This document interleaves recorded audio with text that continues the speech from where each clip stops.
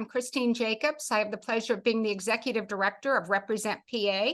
We are the PAC in Pennsylvania that exclusively works to elect progressive pro-choice women to the Pennsylvania legislature. And we have made a difference so far, and we've got what you'll hear from some of the women today is what we've done so far and where we're going. And we're so happy today to bring you 4 of the women that we helped to elect last fall. Some on election day, and some, like Missy Cerrato, took an extra few days to get elected, but we're so happy to have them here and to know that they're representing all of us in Harrisburg. I just want to give you a little history. In 2014, when we started, that was our first year of endorsing candidates. We had a grand total of $28,000, and none of our candidates won. We didn't endorse any re-elects, and in 2014, it was post the inauguration of Obamacare. It was a terrible, terrible year for Democrats. That's my excuse. And at the time, and then when we started, Pennsylvania ranked 38 of the 50 states in the United States with share of women in their state legislature. So something needed to be done. And we decided, a small group of us in Philadelphia decided that we were the ones who had to make sure something got done. We believe in reflective democracy, but we are not representing all of our people in Harrisburg if only 17% of our elected officials were women. That just does not show the whole population. 2022, we invested over $700,000 in campaigns throughout the state. Through your work, through the work of our team, through the work of many people holding events for us, talking about it, and raising awareness of how important Harrisburg is. We invested $700,000 in campaigns. We invested in re-elects and primaries. I'm talking to you, Latasha. We invested in primaries, and we invested in general elections. And PA now ranks 26 of the 50 states with 32% women. What's the goal? Well, at least 50%, if we got ourselves up to 42%, we'd rank in the top 10 of the United States. And I think that's a lofty goal. And I'm sure some of the women, as they talk today, will tell you what a difference it makes to have more women in the legislature. And as I've said, we support strong, democratic, pro-choice women who want to change Pennsylvania. One of my oft-used slogans for myself, and that I share with everybody, is, so often people in Harrisburg, I think, just got elected and then just sat there, and they liked the job and they got to be somebody. Hey, I'm important. I'm a state legislator. They got a pension. They got health care. They got to hire their friends. They got to be away from home for 3 days a week, whatever their reason was, but nothing ever got done. And the women we elect aren't people who are going to go to Harrisburg to just sit around because they have other things they could be doing in their lives. They're women who want to change Pennsylvania. And those are some of the women that you're going to hear from today. So who do we have the pleasure of seeing today? We have Latasha Mays. Latasha was, she had a difficult primary. She wasn't the candidate of choice for from the Allegheny County Democrats, but we invested heavily in her primary. And Latasha, I just wanted you to know that Laura Sienna, who is the one who had the pleasure of calling you to tell you that you got money from us, is on the call today. And she's so excited to get to see you today. And one of the things Latasha said to me, it was after she'd won her primary and she came to an event in Pittsburgh that we had. She said, I don't need to learn how to advocate. I don't need to learn how to do policy. I just needed the forum in order to be able to put in policy and talk about these things. And I said, see, that's what we want, is somebody who wants to get things done. Johanny Cepeda-Freytiz also had a primary. She was in Berks County, and it was thought to be a difficult election for Democrats. But Johanny was a great candidate. She was the first woman to serve as the president of the Reading City Council, and she's on many committees in Harrisburg, really working hard for her constituents. I met her for the first time at an event we did in Montgomery County, I think, and just was thrilled to meet her and her team and knew she had a path to victory. Missy Cerrato, I mentioned her earlier. She was, it took her an extra few days to get elected. It was a very close race, but what we loved about this race was she ran, And she ran against somebody who everybody said, oh, he's a good Republican. Oh, he's one of the good Republicans. So we can't defeat him. And yet she did. And she did. And she was as a matter of fact, Missy received our single largest contribution in the 2022 elections. And we're just so proud that she made it over the finish line. And Lisa Borowski, she's been working she was vice president of the school board in the township, and she worked very hard in Radnor Township. And then when redistricting came along, this district ended up including her home in Radnor, and she's an incredible advocate for her district. What was really good was because she'd run before in Radnor, even though she had to defeat another one of those, quote, good Republicans, her name had already been all over the area. So people knew her name, and she was a great candidate for the area. So let's get started with our contribution, with our program today. I've asked each of them just to start off by giving us 3 minutes or so on their own background and what pushed them to go to Harrisburg. And then we'll do more of a round table. I've got a few questions to ask. And when we reach that point, all of our all of our electeds, please feel free to I'll ask a question, answer it. You can have conversations between each other. We just want people on this call to understand the power of you as elected officials. So we can go in alphabetical order. We can go in whatever order. We'll go in the order I did my slides. Latasha, why'd you run? What's your background? And why did you run?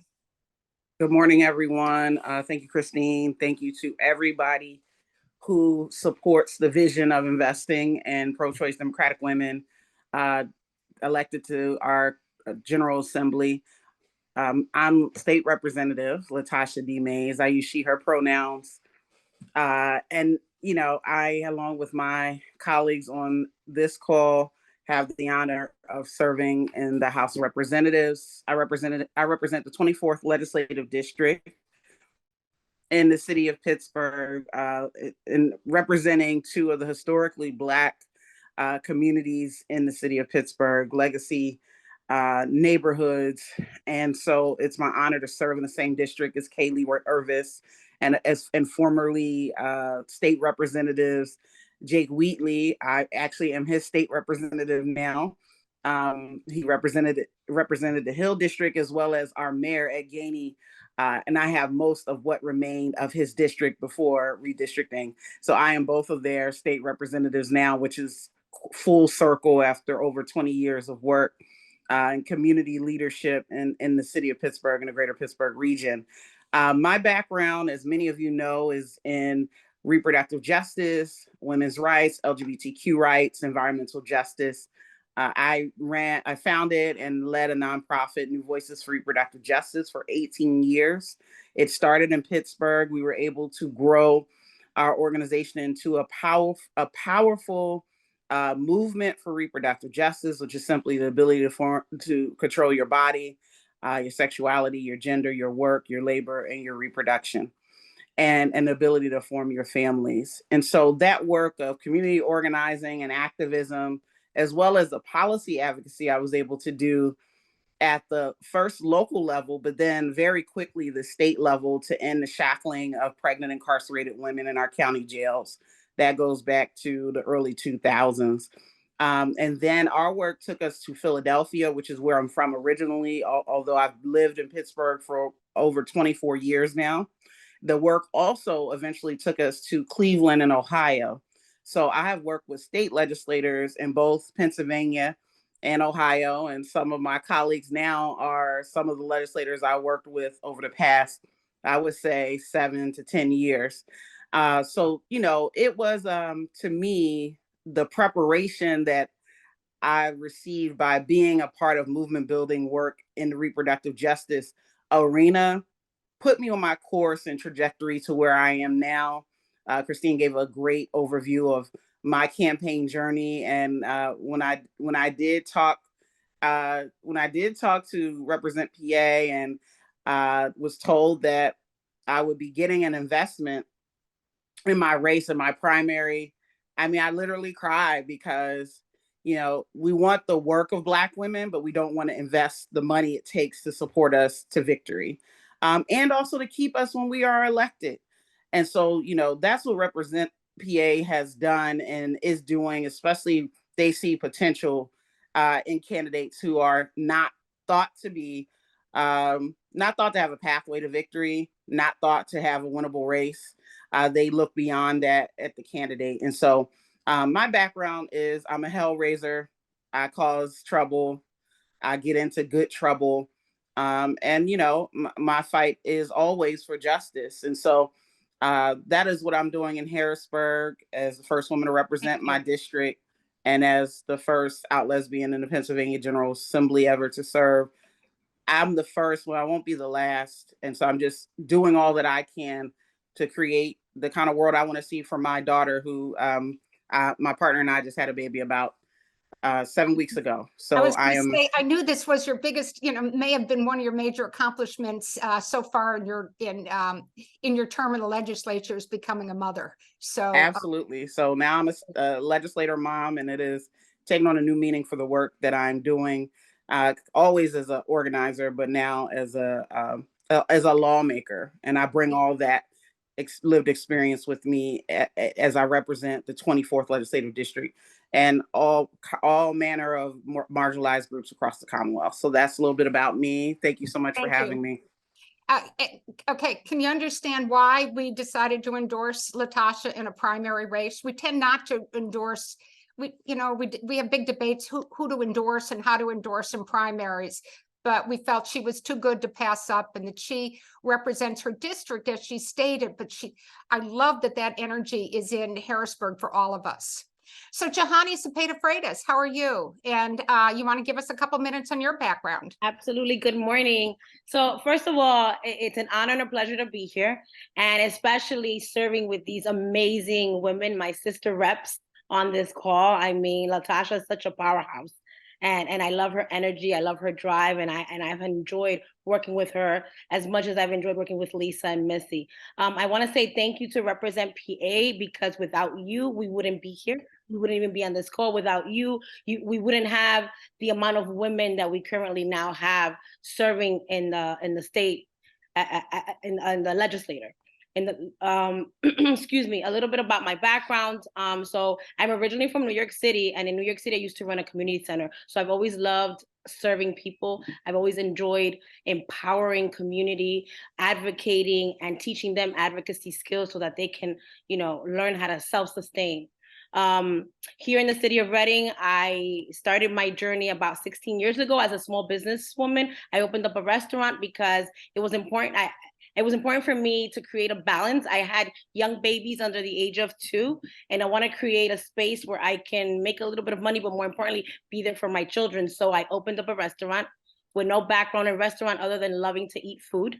However, I love to serve. So I'm like, it's just a different kind of service that I will be providing in the restaurant. But nonetheless, very committed to community. And I quickly became vested in my community, realized some of the challenges happening at the local level.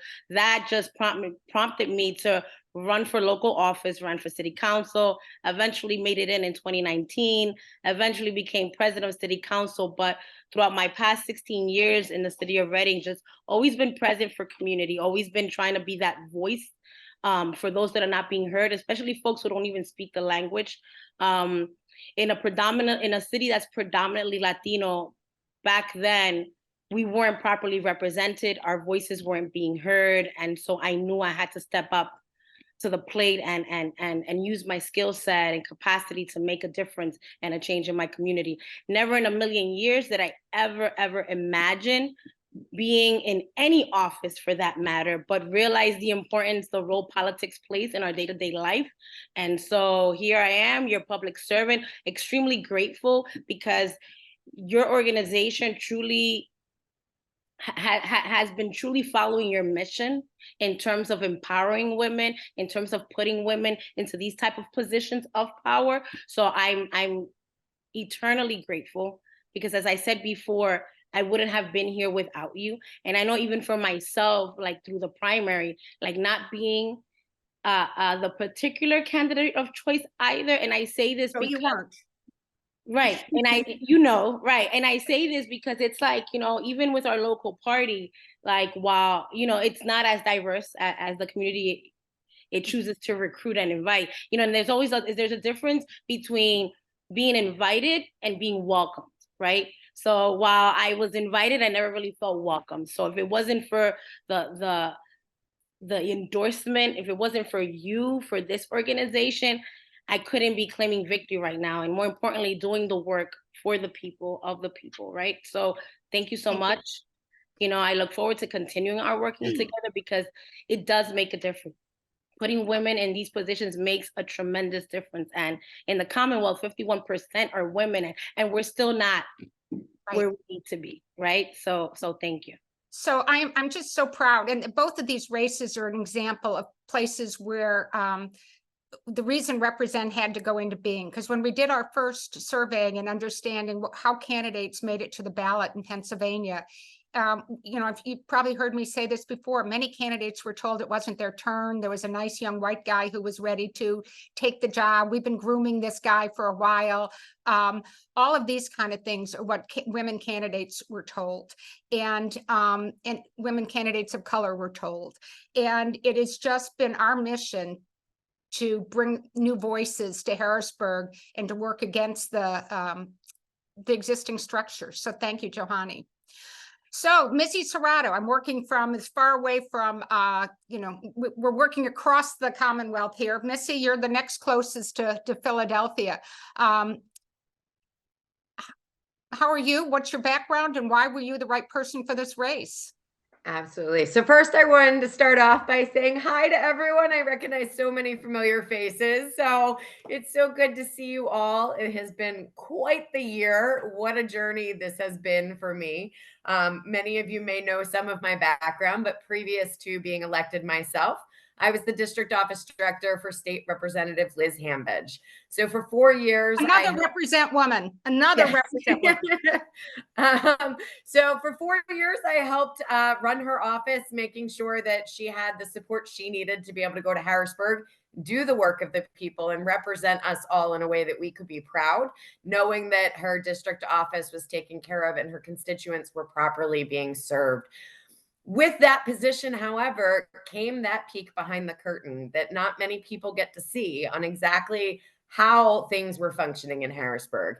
And what I saw, I didn't like. I didn't like the fact that 1,200 Democratic bills had been put forth and one had moved forward into law. I did not like seeing the inaction and the infighting that was just occurring between the parties, where they weren't putting people first. They were putting politics ahead of all else. Government wasn't working. And so when they asked me if I'd be willing to step up, I'm not going to lie, as a mom of 4, my original thought was, oh God, no. Why would I put myself through this? But looking at my 4 daughters, it was so clear that I didn't have an option. I couldn't sit back and continue watching the dysfunction of Harrisburg continue to affect the lives of my daughter and risk the lives of their own ability to choose where they wanted to be in life and what decisions they wanted to make for themselves and bodies. So here I am. I stepped up, and Represent was my first biggest donor in my race. I, as well as Latasha, cried when I got that first phone call. It's amazing when you put yourself out there and you become vulnerable and you say, I know I'm here for the right reasons. I want to do this to help people. But is anybody going to get behind me? Am I going to have the support? Am I going to be able to get through this? And that early donation in my race was the kickstart to everything. It was that moment where I knew people believed in me, and therefore it gave me the strength to believe in myself. Even on the hardest days, the 110 degrees of knocking doors where I felt I was passing out on the street, it enabled me to remember that I was doing this not just for myself, my family, my daughters, but for everyone that had put their faith in me to get this done. So, as Christine has pointed out a few times, my race was not a quick, easy one. It took about 9 days after the election before things were finalized, and 58 votes made the difference in my race. So when they say that every dollar and every door matters, it was proven. I am the poster child of every single vote matters. We flipped the Pennsylvania House by a mere 58 votes. So, that is where I am. I'm hoping to see major changes in Harrisburg.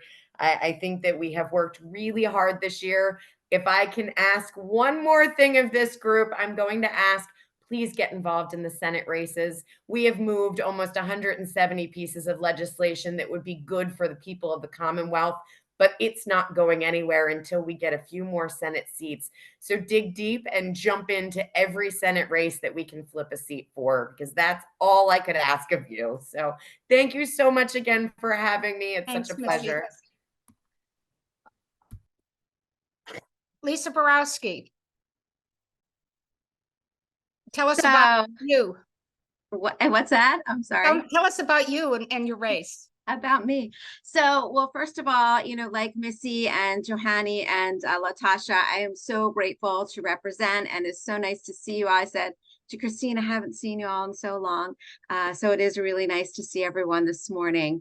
I would not be here without represent. As Missy said, it is really a challenge to run. It is really a challenge to put yourself out there, but knowing that there are so many people behind you and ready and willing to step up and help you move forward it really is all the difference in these races. So I am here basically because of redistricting.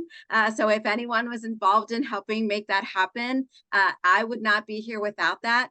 I was chugging along. I was a happy township commissioner, president of our board of commissioners here in Radnor Township, had also served on our school board. I wasn't looking to run for a state representative. Jen O'Mara was my state representative, who I know is a represent, you represent has supported Jen. So I was perfectly fine. We were happy. She was working hard for us. But with redistricting, Radnor Township, which had been split between Jen and Greg Vitale, was drawn together and moved into the 168th. And that presented an opportunity for us to flip a seat. And when they came to me and said, Lisa, you have the name recognition, you are in Radnor Township, which is the biggest part of this district now. You need to run. Like Missy, I was kind of like, what? I'm like, I'm happy where I am. I'm good. I don't need this. But, the more I looked around, the more I saw what was happening. I sat on the couch the night that they brought forth the constitutional amendment and voted that through the House of Representatives and cried. So, I really felt like it was something that I needed to do. I needed to step up. I needed to make sure that we were creating a better Pennsylvania for everyone who's living here. So my background is basically 30 years of healthcare. I've worked for several healthcare systems here in Southeast Pennsylvania, mainly in communities where access is an issue, where the need for preventive healthcare is really great. So that is one of my huge passions.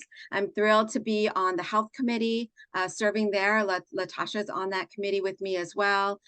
We've been working hard and looking at things around hospital consolidations and closures, which are impacting people so significantly across Pennsylvania.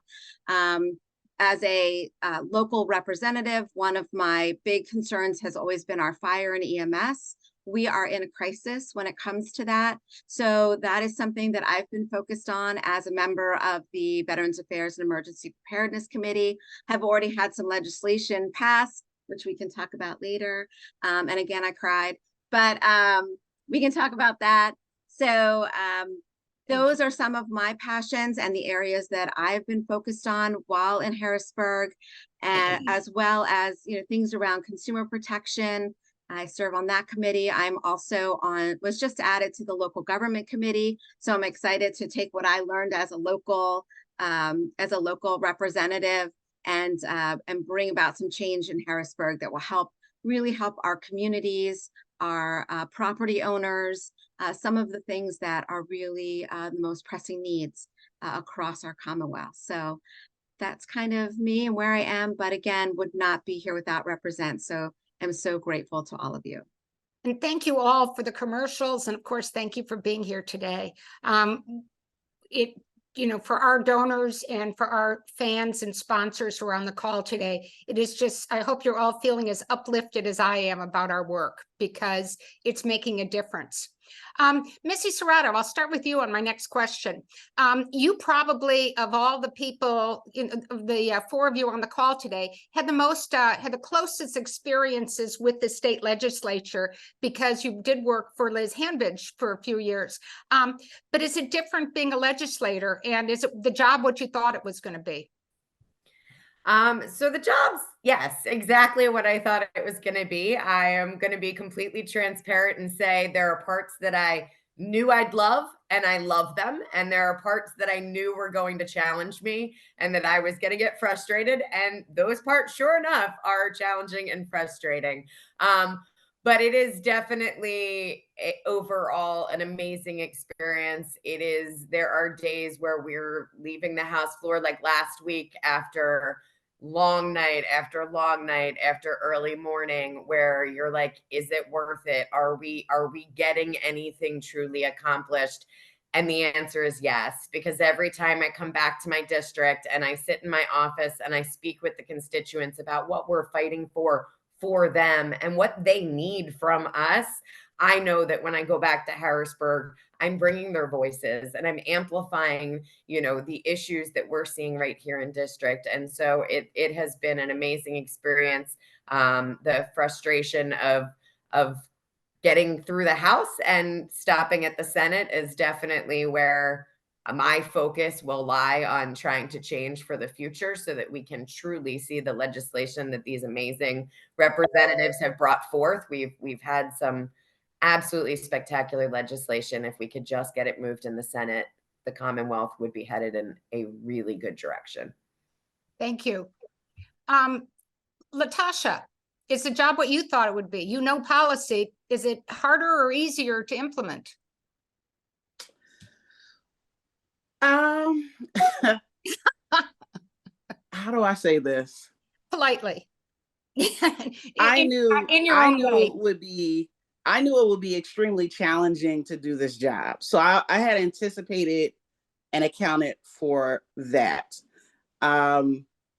It's like an extension of the work that I have done in the past, but I have far more tools, information, knowledge, platform, resources, ability to cut through to, people who can make decisions about certain issues or policies. And that is monumental in terms of the work I would want to see happen, because we know that legislation and laws is what we do. But sometimes the thing that can change a person's life is a program that the state offers, or a guideline or an administrative rule that it can make a difference for someone. So it's learning new terrain. It's a different arena, but I see this as a greater catapult and platform for the work that I've done.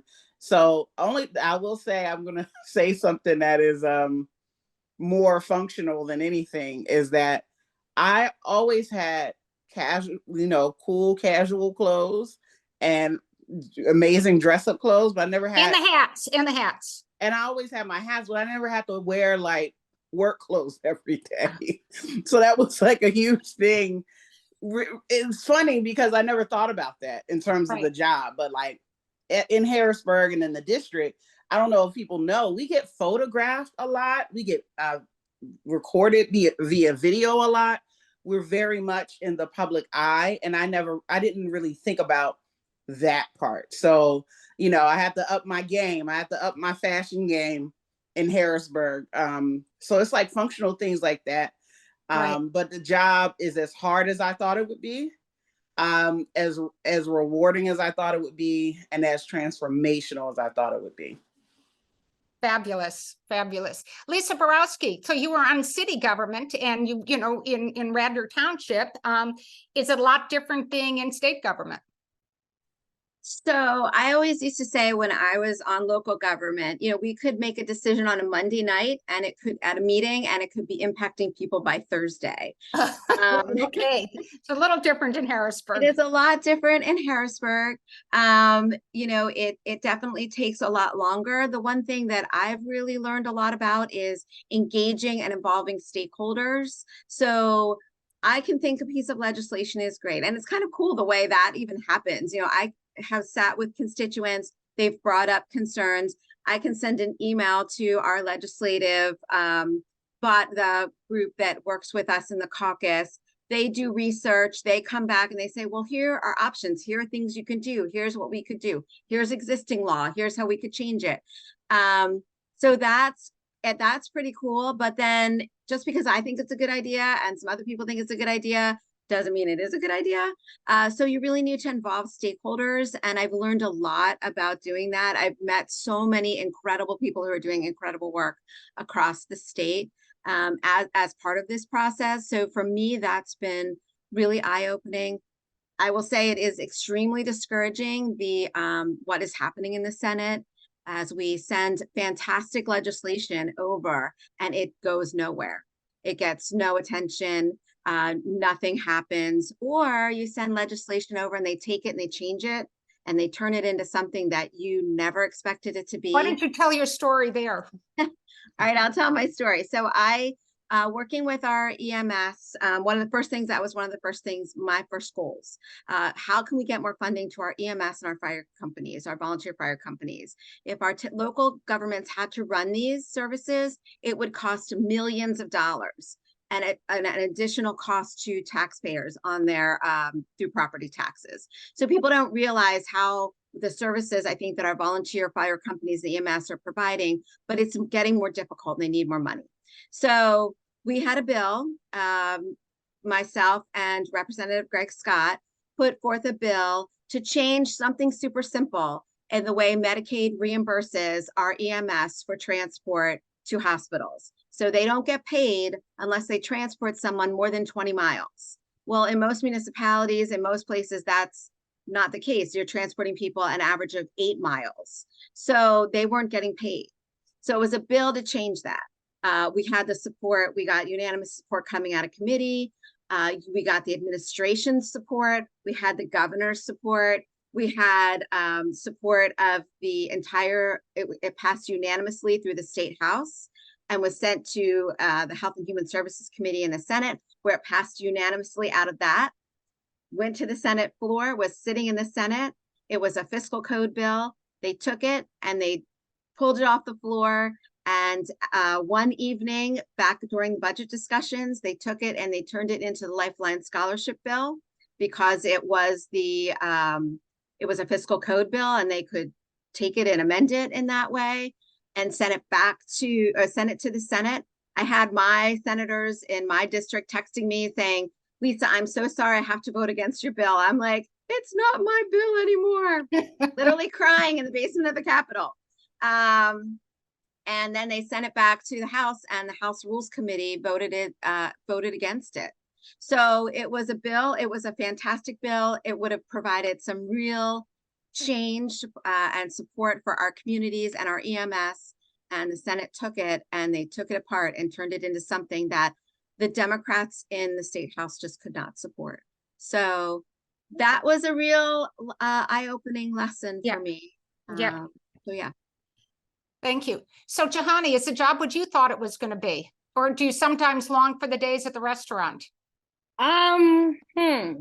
So yes and no. So some things that so first of all, my role on city council, as Lisa mentioned, right? The way local government works is very different than how it works at the state level. So, however, it's more of a full-time job at the state level than it was for me local. So I feel like I'm more impactful. I love being in my district, being with my community, meeting people, learning about issues, and also having the access that Lisa mentioned. You have an idea, you write to LPRO, hey, I met with a constituent, this, that, and the third. What do you think? Is there legislation? What can we do to address the issue? So I love having that. I mean, any time of the day, night, whenever I'm meeting with something, I just send an email. I know they'll eventually respond. So I love that aspect of it. some of the things that, you know, so being in Harrisburg, right? It's like, I feel like I'm constantly on a chessboard and I don't play chess, right? I play checkers.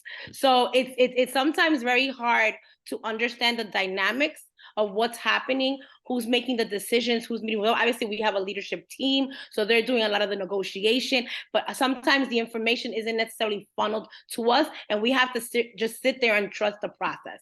I remember also early on, it was a lot of you just shut up and wait, and I have a problem with shutting up and waiting. So like figuring out, you know, and wanting to explode a lot of times, like, oh my gosh, like, you know, so I am so appreciative to the 30 plus new emerging leaders that we came in together, because we have like a sounding board, we have a venting board, we decipher, we process, we sort, so it helps keeps us sane, right? You know, we'll scream and like, yeah, so we have a space amongst ourselves where we could really just kind of just express ourselves, right? And not be judged or whatever. But it's very hard to be in a situation, and obviously we're new, right? We want to, I think for me, and I'm sure the others will relate, you come in and you genuinely, you want to make a difference, right? So many of us came in, we finally have the majority, but then realizing that, you know,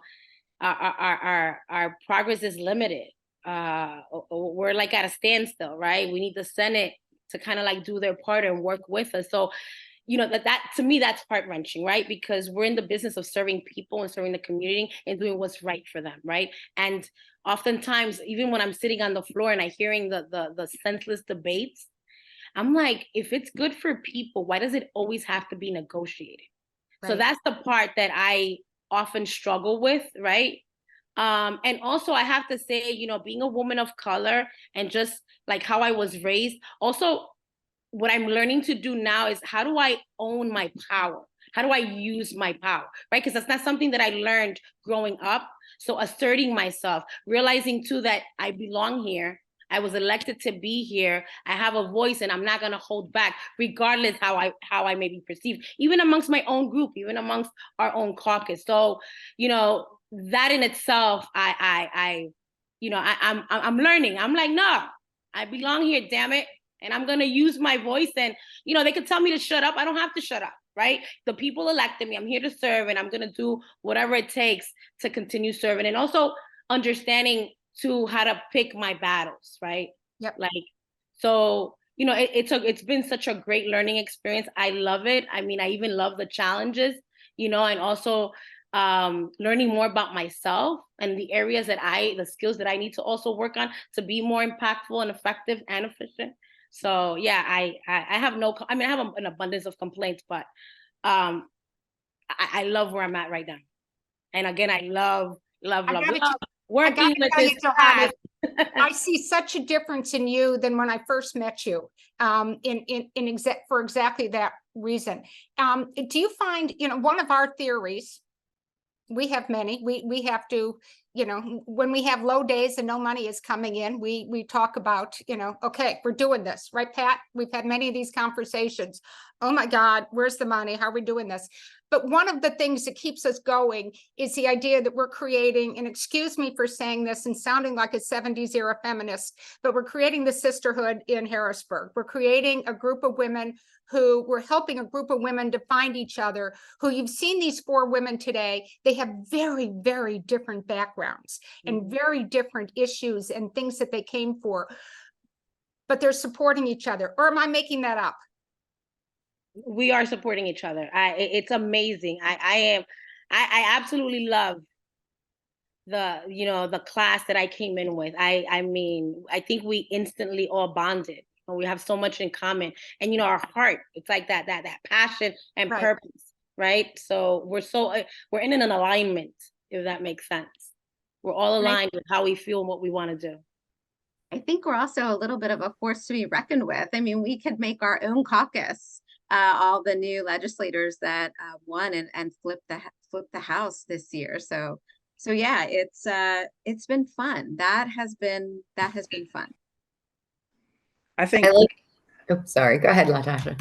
I was going to say, I think you know, Harrisburg as a place, as our government, as a culture, is not quite sure what to do with 30 plus new legislators who are really dynamic in our own right, especially the women. I want to echo Johanny around like what it is to be a woman of color legislator, to be a Black woman legislator is also vastly different than it is for my colleagues and other first year legislators. Like uh, there is a scrutiny, even more intense and stricter scrutiny that we get as well. And a lot is expected of us, not only in Harrisburg, but also in our district. So to have the support of, you know, my reps on this call, you know, it has to be a sister. I can't imagine, like, even my delegation, the Allegheny County delegation, like 6 years ago, there was like one woman, one out of 16. There were, and then, you know, maybe a few years ago, there were 4 Black legislators, and then all of whom went on to do even greater things.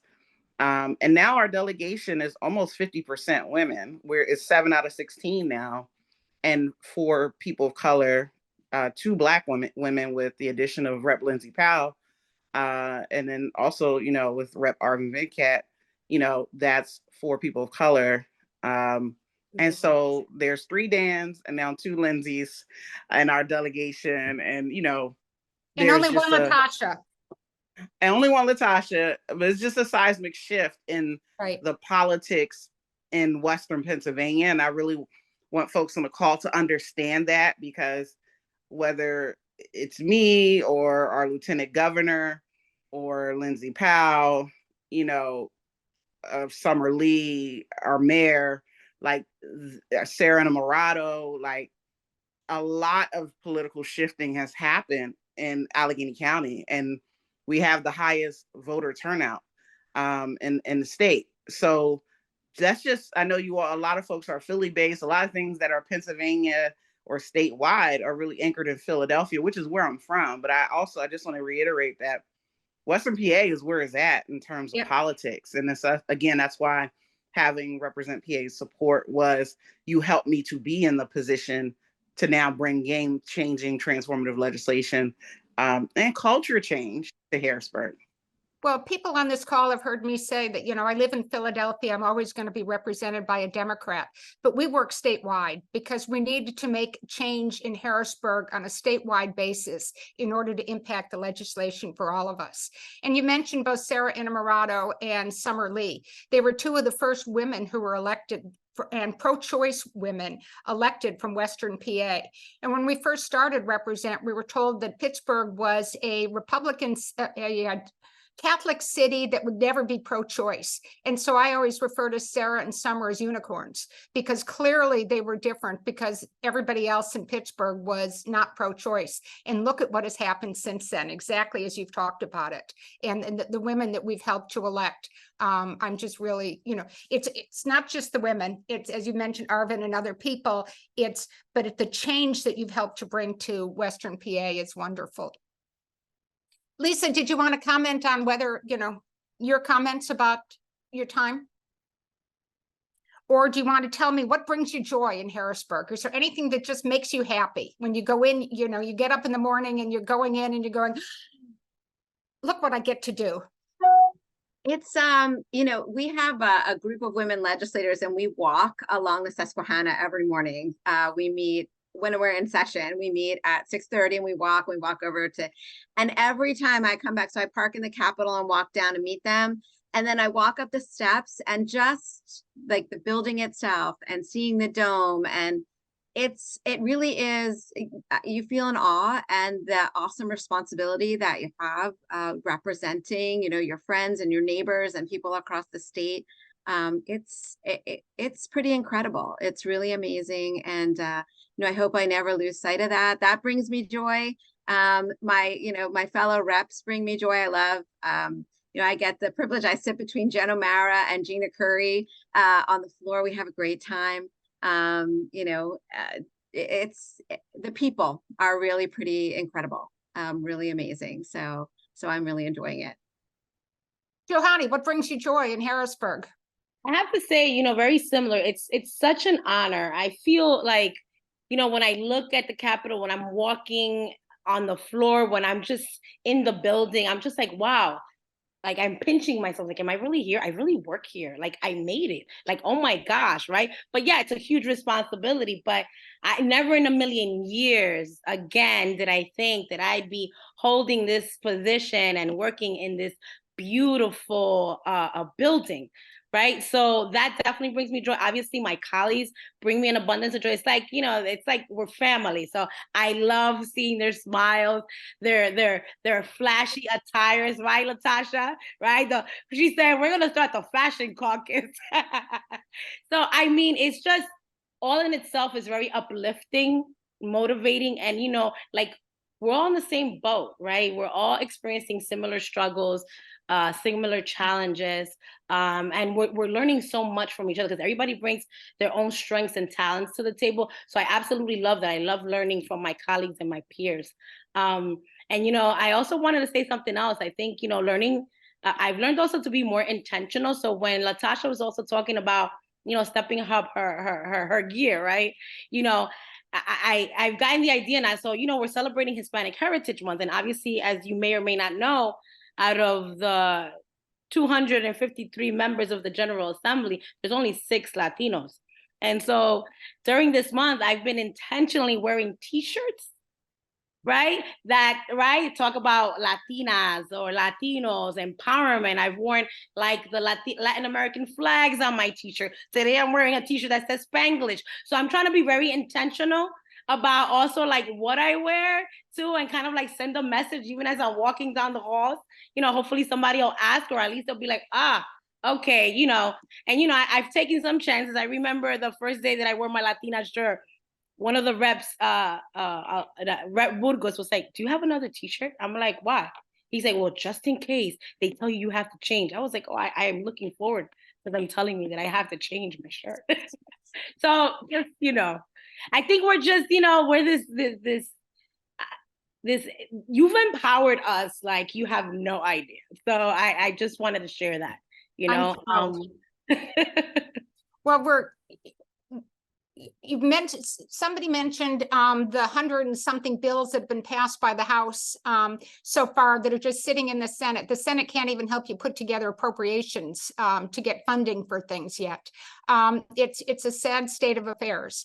Somebody in the chat asked, what about what's the possibility of getting legislation on reproductive justice? Well, it could get, it's not, first of all, there's 2 things that have to happen.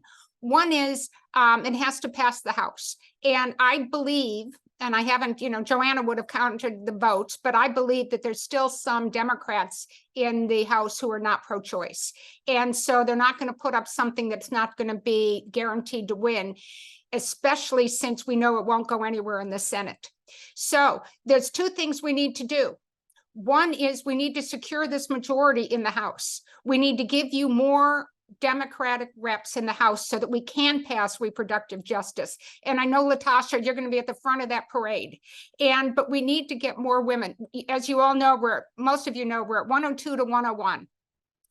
And every time we've had several, special elections recently, and everybody holds their breath. And yes, the Democrats have won, but that may not always happen. We need to secure this. And the other thing is we need to win the Senate. So I'm going to move on. But first of all, I want to tell you there's 2 people on this call today who want to join you in the worst way. And they're both members of this year's Emerge class. And I just want to point out, Hadley Haas, are you running this year? Yes, 2024. I'm running in House District 44 in Allegheny County. It's our top flip opportunity out this way. And so another member of the contingent, Latasha, another change in Allegheny County. We're going to count on the rest of our Allegheny County women to support Hadley in her race. And Anna Thomas, I think you're on the call. Yes, There I you am. are. Anna Thomas, we had the pleasure of supporting Anna last time. I'll tell you a great story and something else Representative is proud of. We endorsed Anna in her race in Bethlehem. Is that where you are? Yes. And we endorsed her in her race. And the House campaign committee said, well, that's a tough race. Well, we aren't sure in that race. And we said, we're going all in. If you meet Anna Thomas and you talk to Anna Thomas, she's somebody who should be in the House. Well, we're not sure. Then they did polling near the end of the race and they said, oh my God, Anna Thomas, we should be supporting her. And we turned to the caucus and said, we told you. We told you, and if you'd supported her early on, she'd already be there. So this is another example of, you know, us amateurs that represent, we know what we're doing. So Anna, you're running.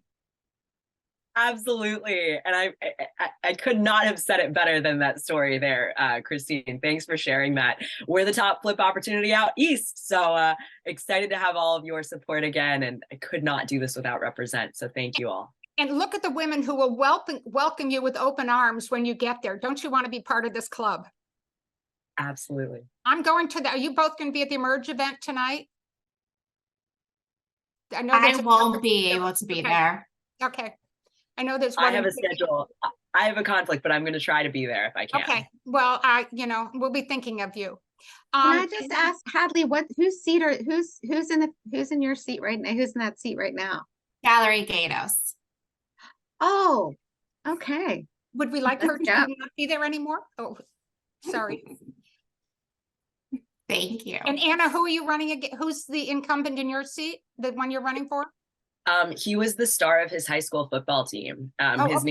His name is Joe Emmerich. Who is that? I don't think I've ever heard of him. Exactly.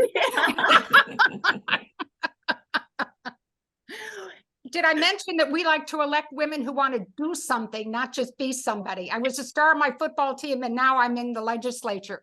And so again, thank you to our guests. We're going to close up and let's go back to our final slides. This meeting today, you guys, I'm just so proud of all of you. I want to remind everybody that 2023 is not an off year. We've supported in the special election so far this year. It is a tight majority. And so we know that they can't put forth bills right now in the House that are pro-choice because there are some Democrats who don't want to go on the record and saying they're against choice.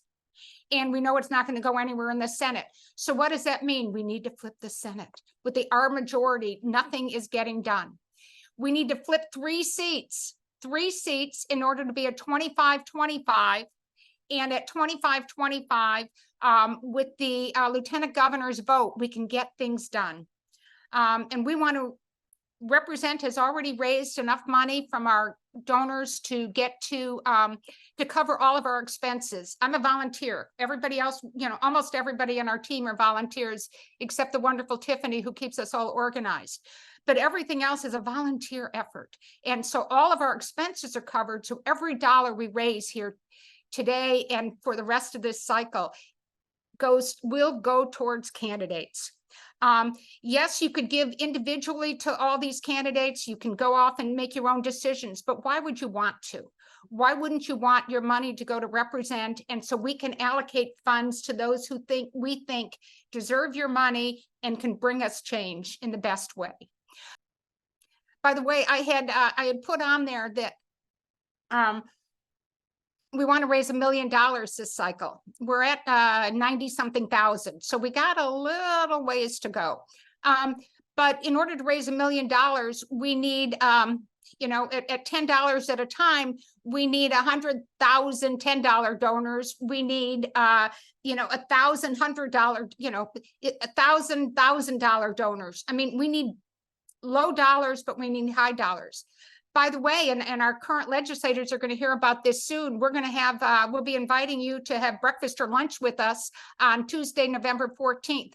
Joanna has already agreed to open up our meeting. We'll have, I think we've got space for like 35 or 40 people to come with us and meet with us in Harrisburg. We're hoping to have statewide a number of people come, and you're welcome to join us. Looks like I dropped the slide. The one thing I wanted to mention was the 3 Senate seats that we talk about. They are the 49th, which is in Erie County. There are is it the 30? No, 37th in Allegheny County, what we always call the old Pam Iovino seat, and then the Harrisburg seat. Those are the 3 seats that the caucus has figured out that are flippable. When you look at the numbers on all 3 of those seats that are currently have Republicans in them, Biden won all 3 of them. Fetterman won all 3 of them. Shapiro won all 3 of them. But at least 2 of them have good Republicans in there. And what we want to do is say that there is no, they may be nice people, but they aren't representing their district well if their district is voting for Democrats and other jobs. And more importantly, because they vote for with the majority, which is Republican, things are not getting done. So the incumbent in the Erie seat, for example, likes to talk about, he's introduced legislation to raise minimum wage. And isn't he wonderful? But it doesn't count if his leadership in the Republican Senate will not bring a minimum wage bill to the floor. And so he may be out there talking about these things for himself, but it doesn't count. And so we've highlighted 3 seats. I know Laura Sienna's on the call. She had an event at her house this week to talk about getting more support in the Philadelphia area for worrying about these Senate races. These are important. We could use volunteers. I could use some logistic support on these breakfast briefings to help with what topics do you want to do? Who do you want to have on them? We're getting into, when we get into the new year, we want to do more events where we could bring together leaders like the ones you had on this call with potential funders and to talk about how important these races are. Harrisburg is in our hands, and Represent has made a huge difference. And I'm just so thrilled that all 4 of our legislators today talked about what difference it make. They also talked about what it means to be able to work together. They also, several of them mentioned with pride, I hope, that they were brought to tears both by our contributions to their campaigns, but also sometimes they just get so frustrated in the work they're doing. I'm looking at you, Lisa Borowski, that sometimes something happens that just brings you to tears. And you know what? You got support. You got support of your sister reps. You got support of your other new reps. And you know that Represent is behind you 100%. And we view those kind of situations and the emotion around them as being a point of pride, not as a negative thing. And I brought us to 9:30. So again, donate, remember who we are, and thank you to Johanny, Missy, Latasha, and Lisa. I couldn't be prouder of you. I couldn't be prouder of the money that we raised and to support you. We will be sending out, as we always do, if you attended this event, we know that we'll be sending you the video of this. Share it far and wide. Share it with people so you know when somebody says, what does Represent do? You stick this in front of them because this is important. And the work we've done has been valued. It is making a difference. And one more cycle, and we can put forth a constitutional amendment guaranteeing the right to choice. One more cycle and we can raise minimum wage. One more cycle and we can start worrying, we can fully fund the environmental protection organization so that we can make sure that our air and water are clean. One more cycle of giving and we could bring these things about. And it's up to you to give. So thank you.